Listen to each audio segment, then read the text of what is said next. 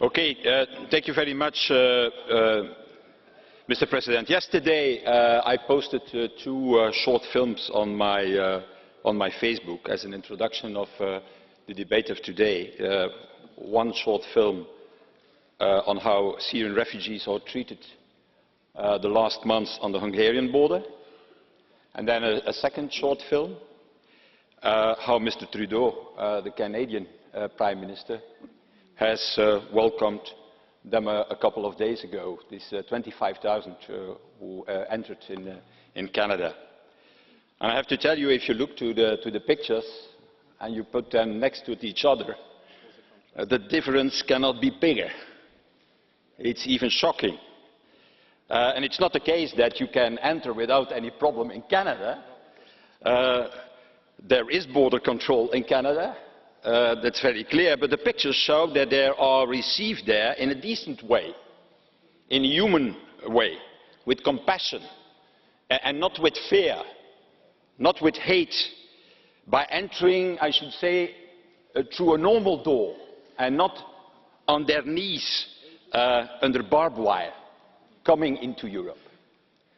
So there's also the main reason, Mr. Juncker, why I fully applaud, and my group fully applaud, the proposal of the European Commission to set up a European border and coast guard, to stop what is in fact happening today, to stop what is in fact an insane competition between some member states who, like in a ping-pong game, are moving the refugees from one neighbouring border to another, to stop also, I think, the chaotic, not to say sometimes non-existing management of some of our borders, like, for example, is the case in Greece.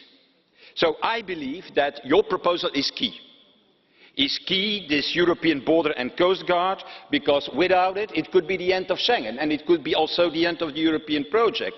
And I think even that countries that don't want to participate to the European border and coast guard have no place in the Schengen area if they are not willing to cooperate in this.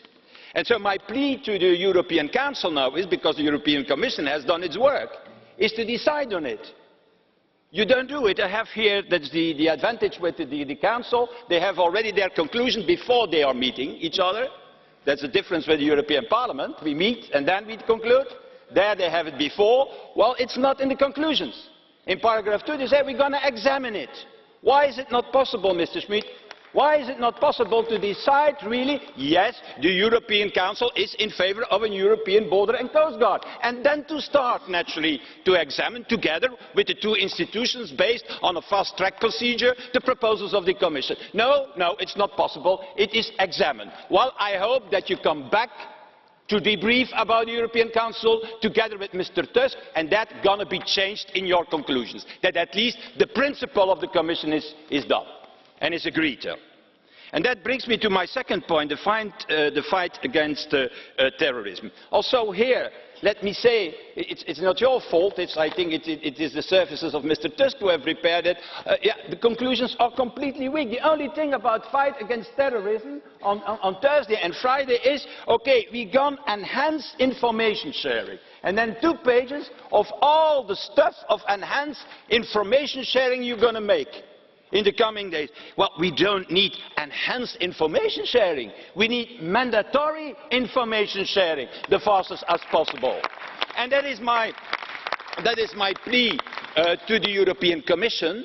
Is it not possible for the European Commission to come forward with what I call a horizontal mandatory sharing of information clause?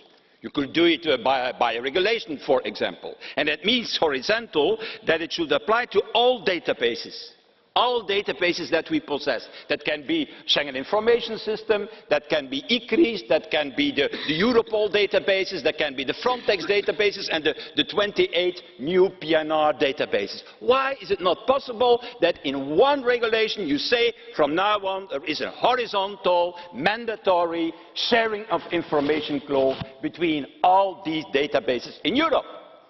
And that is my second point. And my third point, my last point, is about the point naturally of Mr. Kamal. I don't know when he's playing Mr. Jekyll or Mr. Hyde, when he is a British Conservative or as an ECR chairman. Well, on Brexit, My appeal is, Mr. Kamal, to look at it in a positive way, in a constructive way, in an offensive way, and not in a defensive way. It is, in my opinion, an opportunity to reform Europe.